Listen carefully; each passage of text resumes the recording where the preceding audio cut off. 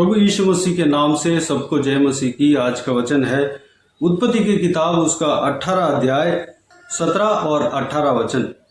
तब यहोवा ने कहा, यह जो मैं करता हूँ उसे क्या अब्राहम से छिपा रखूं? अब्राहम से तो निश्चय एक बड़ी और सामर्थी जाति उपजेगी और पृथ्वी की सारी जातियां उसके द्वारा आशीष पाएंगी। मेरे प्रियो, इस अध्याय में 17 और 18 वचन को हमने पढ़ा है। ये अब्राहम के विषय में कहा गया है। यह संभव जो है इस तरह है कि जब सोदोम और गोमोरा देश का अधर्म बढ़ गया था, परमेश्वर की ओर से उस देश को मिटाने का आदेश निकल गया था।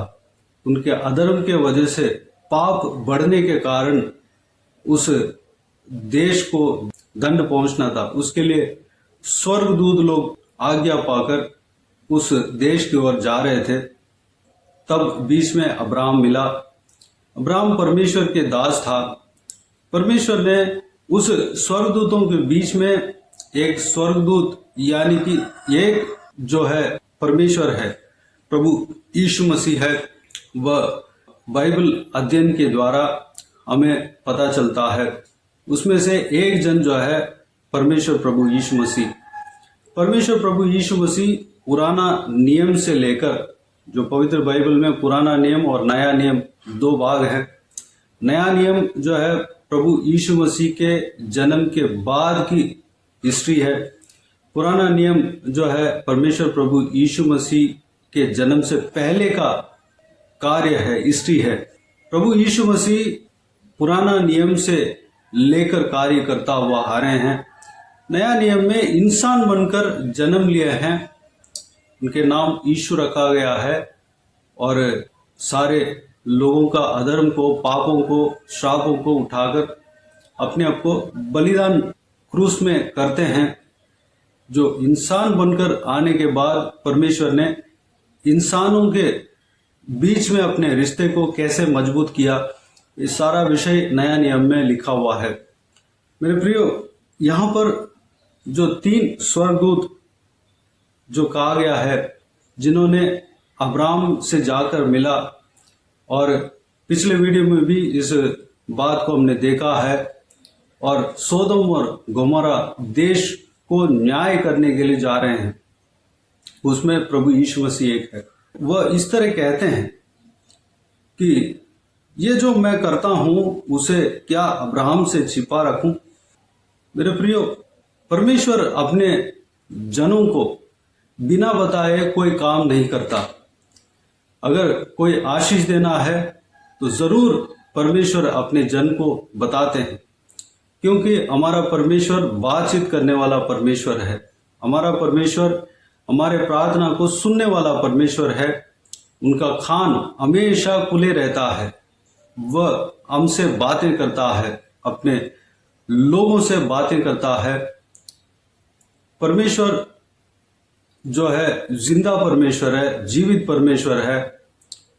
वह हमसे आज भी बात करते हैं।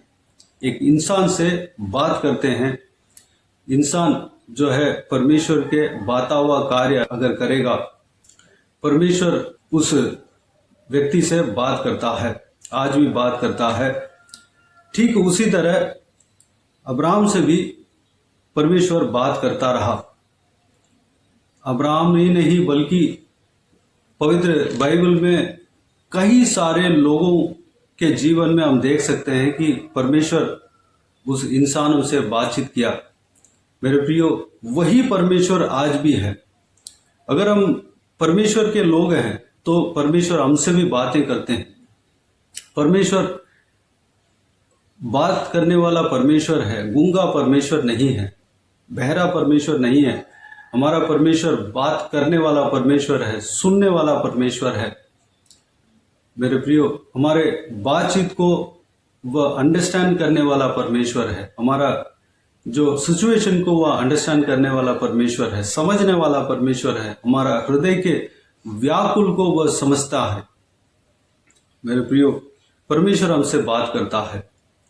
अब्राहम से भी बातें किया, इस तरह बातें किया कि अब्राहम से बिना कहे कोई काम नहीं कर पाया, परमेश्वर ने नहीं कर पाया। अब्राहम को इतना महत्व स्थान दिया, इतना बहुमूल्य स्थान परमेश्वर की ओर से मिला, क्योंकि परमेश्वर के विश्वास योग्य दास अब्राहम था। मेरे प्रियो, हम भी अब्राहम की तरह विश्वास योग्य दास अगर बनेंगे, अब्राहम की तरह हम परमेश्वर के ऊपर विश्वास रखेंगे, परमेश्वर जो कहते हैं उस बात को अगर हम करेंगे, तो हम परमेश्वर के विश्वास योग्य दास ठहरेंगे। हमारा विश्वास जो है हमें धर्मी व्यक्ति बनाता है, जिस तरह अब्राहम बना था। परमेश्वर हमसे बताए बिना कोई काम नहीं करेगा। मेरे प्रियो, सोदोम और गोमोरा देश को न्याय चुकाने के लिए जो डिसीजन स्वर्ग से हुआ, उस बात को अब्राहम से शेयर किए बिना वो गए नहीं।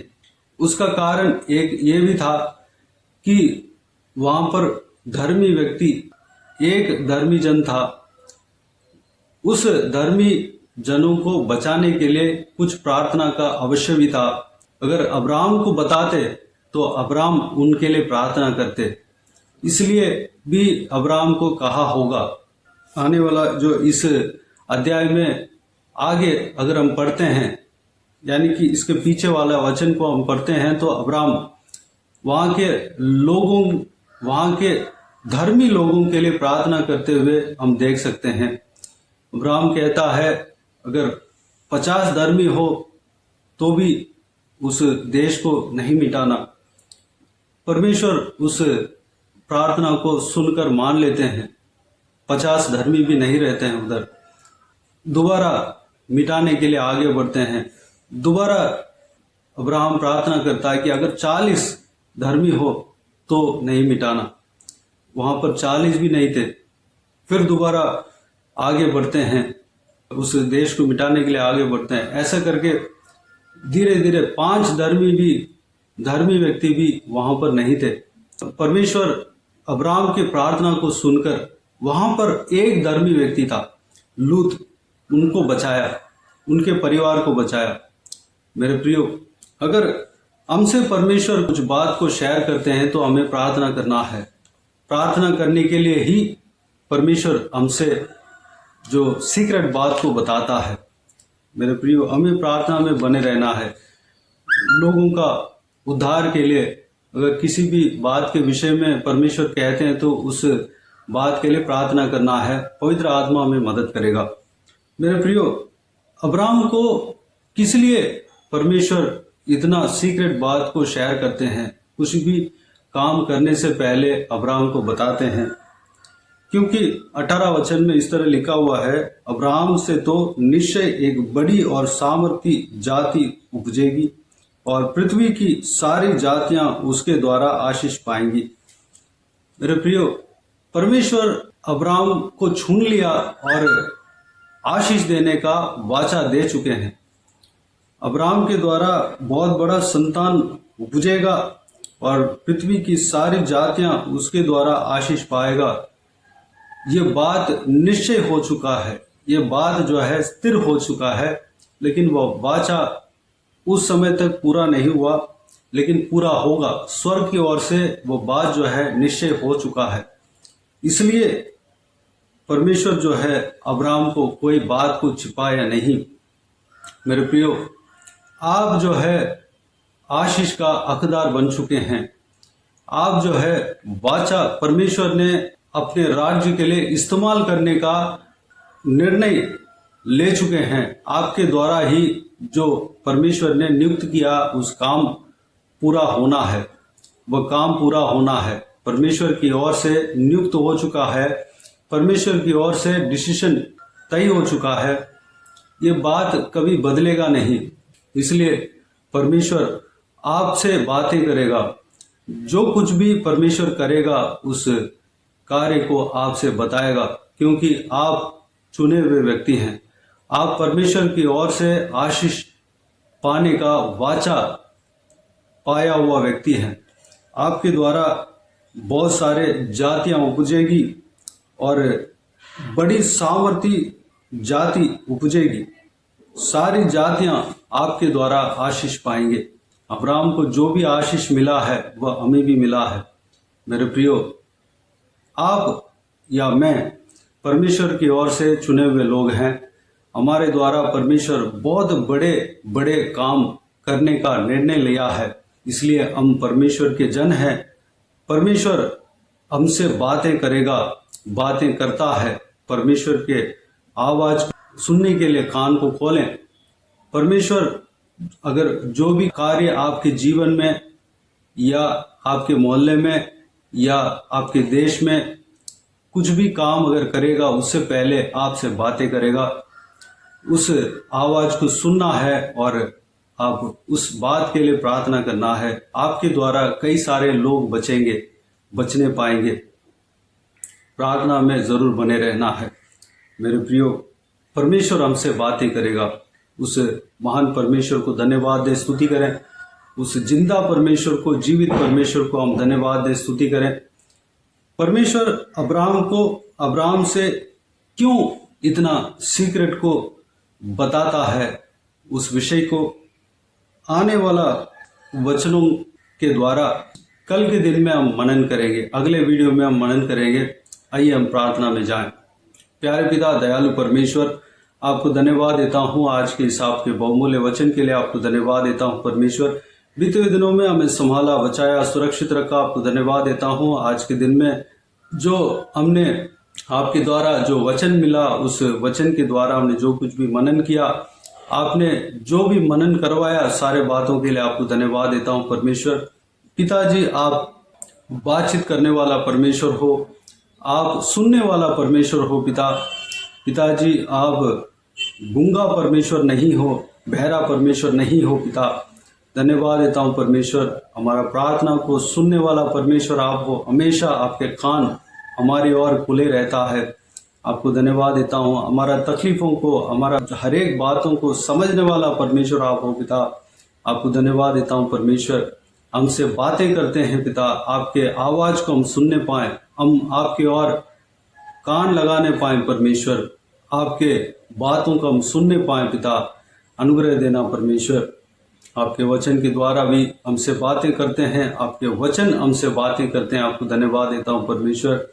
आपके आवाज को हम सुनकर जिस बात के लिए आप बात किया, जिस कार्य के मुद्दे में आपने बातें किया, उस कार्य को हम जानने पाए, उसके लिए हम प्रार्थना करने पाए। पिता, अनुग्रह देना, हम प्रार्थना में बने रहने पाए, प्रार्थना में लगे रहने पाए परमेश्वर। अनुग्रह देना पिता, हमें चलाना परमेश्वर। धन्यवाद देता हूं क्योंकि हम चुने हुए जाति हैं, आपकी ओर से हम चुने हुए लोग हैं परमेश्वर। हमारे द्वारा बहुत बड़े जाति उपजेगी और पृथ्वी की सारी जातियां हमारे द्वारा आशीष पाएंगे। जो अब्राहम ने आशीष पाया पिता, वह आशीष हमें भी मिला है परमेश्वर। उस बात के लिए आपको धन्यवाद देता हूं परमेश्वर। इस वचन के कंटिन्यूटी को किस लिए आपने अब्राहम को इतना सीक्रेट बात को आपने बताया, उस बात को हम अगले वीडियो में मनन करने के लिए अनुग्रह देना परमेश्वर। धन्यवाद।